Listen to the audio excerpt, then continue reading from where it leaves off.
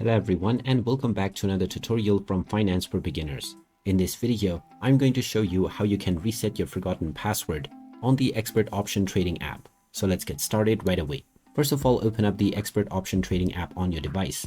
And once you are taken into the homepage, tap on the Register Now button at the top section, which will then take you into the registration page.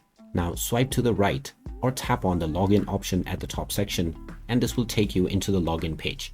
Now within this page, you can tap on the Forgot Password button and you will be asked to enter your email address that you used while signing up.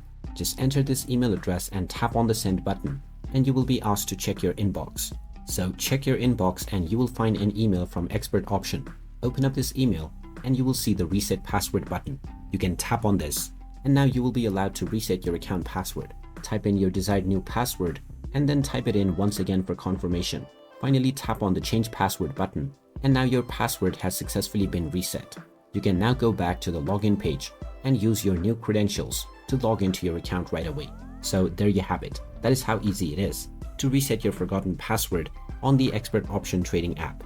If you find this video helpful, don't forget to hit that like button and subscribe to our channel for more useful tips and tutorials. Thanks for watching, and I will see you again in the next one.